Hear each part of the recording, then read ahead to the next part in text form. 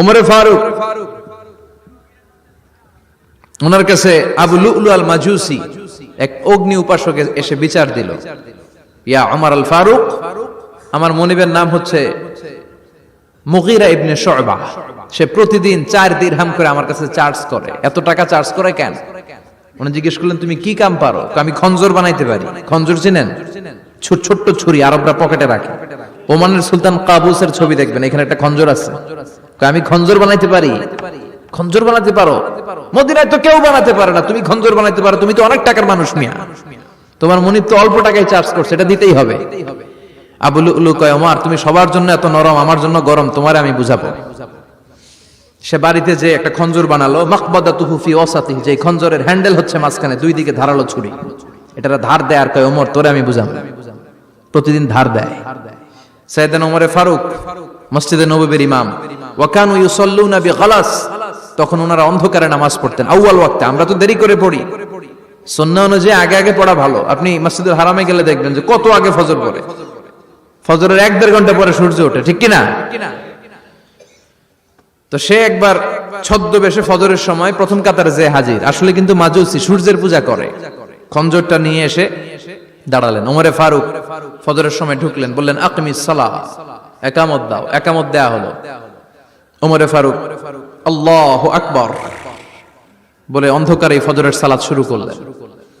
প্রথম রাকাত যখন পড়ে ফেললেন, রুকুতে যাবে, ইন দা মিন টাইম সে খঞ্জর বের করে ওমরে ফারুককে 3টা স্টেবিং করেছে। একটা নাভিতে মারার সাথে সাথে নাভিটা কেটে গেল, আর একটা এই পাশে পাজরে, আর একটা পেটের মাঝখানে, পেটও কেটে গেল। ওমরে ফারুক বললেন, কাতালানি আল কালব, এক কুকুর আমারে মেরে ফেলেছে। ওমরে ফারুককে পিছনে নিয়ে যাওয়া হলো। আব্দুর রহমান ইবনে আউফকে টেনে ইমামতির জায়গায় নেওয়া হলো। আর সে কাতারের মাঝখান দিয়ে খঞ্জর ঘুরাতে ঘুরাতে আগাতে লাগলো। ওর খঞ্জরের আঘাতে 7 থেকে 8 জন সাহাবী স্পট ডেথ, জায়গায় শেষ। ওমরে ফারুক বেহুশ। ওমরে ফারুক, ওনার মুখে দুধ দেয়, দুধ ওই নাভি দিয়ে বের হয়ে যায়। নাভিজ দেয়, নাভিজ পেট দিয়ে বের হয়ে যায়। রাষ্ট্রীয় চিকিৎসকরা বুঝতে পারলো উনি আর বাঁচবে না, বেহুশ। সবাই দাঁড়িয়ে আছে। কি হয় আমাদের আমিরুল মুমিনিনের? 10টি বছর তিনি অর্ধ পৃথিবীর শাসন করেছেন। উনার ভয়ে বাঘে মহিষে এক ঘাটে পানি খেত। হুশ ফেরার পরে ওমরে ফারুক বলেন, আমারে মারছে কে? আমার কি অবস্থা, বাঁচবো কিনা? আমার ছেলে আব্দুল্লাহ কোথায়? আব্দুর রহমান কোথায়? আমার বিবিরা কোথায়? কত সম্পদ আমার আছে, কোথায় গেলে ভালো চিকিৎসা পাওয়া যাবে? কিচ্ছু সে বলে না। হুশ ফিরার পরে ওমরে ফারুকের প্রথম প্রশ্নটা ছিল, আসল্লান্নাস, আসল্লান্নাস, আমার দায়িত্বে, আমার নেতৃত্বে যে ফজরের একটা নামাজ শুরু হয়েছিল, এটা কি ঠিক মতো শেষ হয়েছিল? আসল্লান্নাস, মানুষের নামাজটা পড়ছিল, 1 রাকাতের দায়িত্ব পালন করতে পেরেছে, এরপর হুশ নাই। বাকি 1 রাকাতের কি হয়েছে? মুসল্লিদের কি হয়েছে? সালাতটা ওয়াক্ত মতো হয়েছে কিনা? আসল্লান্নাস, এটা ছিল ওমরে ফারুকের প্রশ্ন। সুবহানাল্লাহ কইবেন না? তাহলে এই সালাতের গুরুত্ব আছে না নাই?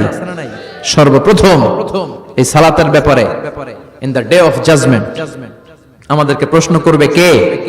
সালাত কায়েম করো, সালাত কায়েম করো, হবে সম্মানী তুমি, হবে জান্নাতি তুমি, হবে সম্মানী তুমি, হবে জান্নাতি তুমি, দিবে কাল হাসরে শীতল ছায়া আরশে আজিম, রাব্বিয়াল আলা, রাব্বিয়াল আযীম, রাব্বিয়াল আলা, রাব্বিয়াল আযীম। সুবহানাল্লাহ পড়েন।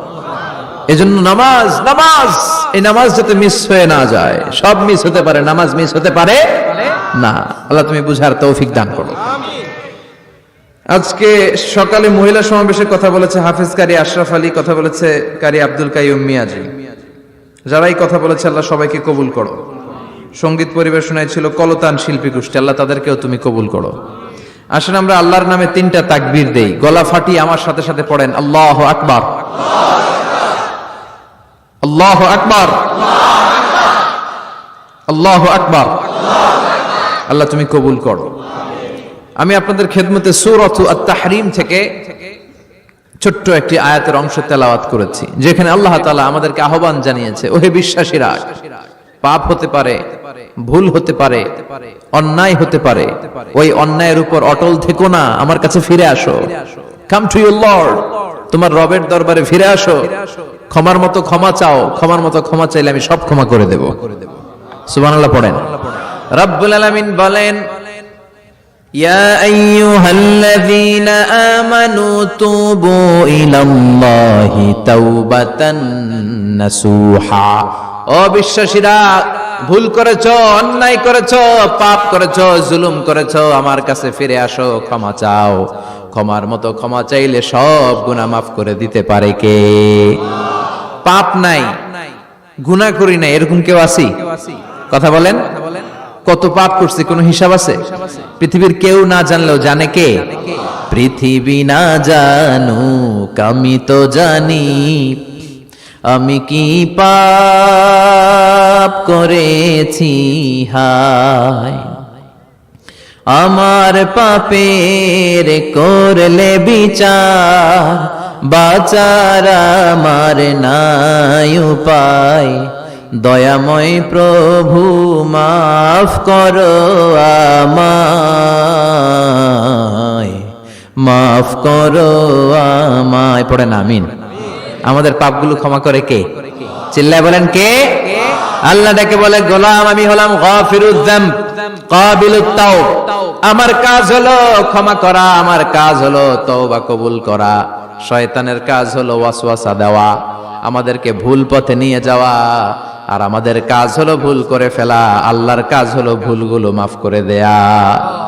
আল্লাহ ডেকে বলে, গোলাম তোরা যদি ভুল না করতি, তোরা যদি পাপ না করতি, তোরা যদি অন্যায় না করতি, তোদেরকে ধ্বংস করে দিয়ে এমন একটা জাতি আমি এই দুনিয়ার বুকে তৈরি করতাম যারা সকালবেলা ভুল করে দুপুরে মাফ চাইতো, দুপুরে ভুল করে রাত্রে মাফ চাইতো, আজকে ভুল করে আগামীকাল মাফ চাইতো। আর আমি আল্লাহ গুনাহগুলো তাদের সব ক্ষমা করে দিতাম। ক্ষমা করে দিতে আল্লাহর বড্ড ভালো লাগে। বান্দা আল্লাহর কাছে বারবার চাক, চোখের পানি ছাড়ুক, এটা আল্লাহ পছন্দ করে। চোখের পানির যে কত পাওয়ার আপনি কল্পনাই করতে পারবেন না। অনুশোচনার চোখের পানি চোখ বেয়ে নাকের ডগা পেয়ে জমিনে পড়ার আগেই আল্লাহ এই বান্দারে মাফ করে দেয়। বিশ্বনবী ডেকে বলে, ও আমার উম্মতেরা শোনো, আল্লাহর কাছে দুনিয়ার মানুষদের দুই ফোঁটা পানি সবচেয়ে প্রিয়। এক হলো জিহাদের ময়দানে রক্তের ফোঁটা, দুই হলো অনুতপ্ত বান্দার চোখের পানির ফোঁটা। কত ভুল আপনি করেছেন, কত অন্যায় আপনি করেছেন, কত পাপ আপনার হয়েছে, কত মিথ্যা আপনি বলেছেন, কয় ওয়াক্ত নামাজ ছেড়েছেন, কয় লাখ টাকা ঘুষ খেয়েছেন, কত যৌতুক আপনি খেয়েছেন, কত মিথ্যা আপনি বলেছেন। আপনার পাপ যত বড় হোক, যত বিশাল হোক, যত বেশি হোক, আল্লাহর দয়ার পরিসীমা তার চাইতেও বড়। আপনার পাপ, আপনার অন্যায়, আপনার জুলুমগুলো যদি হয় খালের পানির সমান, বিলের পানির সমান, আল্লাহর দয়া সাগরের পানির সমান। আপনার পাপ যদি হয় সাগরের পানির সমান, আল্লাহর দয়া মহাসাগরের পানির সমান। আপনার পাপ আর অন্যায় যদি হয় পাহাড়ের সমান, আল্লাহর দয়া আকাশের সমান। আপনার পাপ যদি হয় আকাশের সমান, আল্লাহর দয়া আরশের সমান। এজন্য আল্লাহ বললেন, ইয়া আইয়ুহাল্লাযীনা আমানু তুবু ইলাল্লাহি তাওবাতান নাসুহা। ও আমার গোলাম, তুই তোর নিজেরে যত বেশি ভালোবাসিস তার চেয়েও আমি তোরে বেশি ভালোবাসি। তোর বাবা মা তোরে যত বেশি ভালোবাসে তার চেয়েও আমাদেরকে বেশি ভালোবাসে কে? আল্লাহ বললেন, ভালোবাসারে তৈরি করার পরে আমি 100 টুকরা করলাম। চিল্লায় বলেন কয় টুকরা? 99 টুকরা ভালোবাসা আমি আল্লাহ নিজের মধ্যে রেখে দিলাম। 1 টুকরা ভালোবাসা গোটা বিশ্বের সবার মধ্যে আমি ভাগ করে দিলাম। 1 টুকরা ভালোবাসা পেয়ে আমাদের অবস্থা দেখছেন? আল্লাহ যদি 1 টুকরা না দিয়ে আমগরে 30 টুকরা দিত, কথা কন, 1 টুকরা না দিয়ে 80 টুকরা দিলে কি হইতো? কথা কয় না। 14 ফেব্রুয়ারি কবে? আজকে কত ফেব্রুয়ারি? আর কয়দিন? কথা কন। বিশ্ব ভালোবাসা, বিশ্ব। এজন্য আল্লাহ ডেকে বললেন, গোলাম আমি যে তোদের কত ভালোবাসি তোর ধারণা নাই। চোখের পানি ছাড়, গুনার কথা স্মরণ কর, তওবা কর। তওবার মতো তওবা করলে সব গুনাহ মাফ করে দিতে পারে কে? বিশ্বনবী বলে, আমার কোনো গুনাহ নাই, তারপরে প্রতিদিন 70 বারেরও বেশি আমি তওবা করি। আল্লাহে ইন্নী আস্তাগফিরুল্লাহ ওয়া আতুবু ইলাইহি আকসার মিন 70 মাররা। Could you imagine that? কল্পনা করছেন কোনদিন যে নবীর গুনাহ নাই, ওই নবী তওবা পড়ে প্রতিদিন 70 বার, আকসার 70 বারেরও বেশি। আমার পড়া দরকার কয়বার? আপনার পড়া দরকার কয়বার? বিশ্বনবী 70 বারের বেশি বললে আমাদের পড়া দরকার কয়বার? আর আমরা প্রতিদিন পড়ি কয়বার? কথা কন। আমাদের ভুল হবে, ভুল হতে সমস্যা নাই, ভুল হয় মানুষের স্বভাব, কিন্তু ভুল হওয়ার পরে ভুলের উপর অটল থাকা যাবে না। শয়তান আর মানুষের মধ্যে এই মৌলিক পার্থক্য। শয়তান ভুল করে ভুলের উপরে আছে, ঠিক কিনা? ক্ষমা চায় নাই, কিন্তু আমরা সকালে ভুল করলে দুপুরে মাপ চাই কার কাছে? 19 সালে ভুল করলে 20 সালে মাপ চাই কার কাছে? মৃত্যুর আগ পর্যন্ত আমরা ক্ষমা চাইলে ক্ষমা করে দিবে কে? সব সময় 24/7 তওবার দরজা খোলা, দুইটা সময় ছাড়া। ভালো করে মনে রাখবেন, মুখস্থ ঠোঁটস্থ যেন থাকে। দুইটার সময় তওবা কবুল হয় না, চিৎকার করে বলেন কয় সময়? এক হলো বাদাল গরগরা, গরগরানি যখন আসে, মালাকুল মাউত যখন চলে আসে, মালাকুল মাউতরে যখন দেখে ফেলবেন তখন তওবা কবুল হবে নাকি? কথা কন। ফেরাউনের নাম শুনছেন? ওরা যখন আল্লাহ লোহিত সাগরে ডুবাইয়া পানি খাওয়াইতে লাগলো, পানি খাইতে খাইতে পেটটা হয়েছে এত বড়, আর পানি খাইতে পারেন। এরপর হাত তুলে কয় আনা মিনাল মুসলিমিন। কোরআনের আয়াত, আনা মিনাল, হাত তুলে কয় আমি মুসলমান। ফেরাউন না বলে মুসলমান, আমরা যাবো কই? কথা কও। ফেরাউন হাত তুলে কয় আনা মিনাল মুসলিমিন। আল্লাহ কয় টাইম ইজ আপ, দেরি করছস, অনেক সময় দিলাম, অনেক সুস্থ রেখেছি, ক্ষমতা দিয়েছি, দাপট দিয়েছি, তখন যদি ঘাটটা নত করে, মাথাটা নত করে একবার ক্ষমা চাইতি, ফেরাউন তোরেও ক্ষমা করে দিতাম। কিন্তু সময় শেষ হওয়ার পরে আমি মুসলমানদের অন্তর্ভুক্ত বললে কোনো লাভ হবে নাকি? আল্লাহ বলল সময় নাই, সময় শেষ।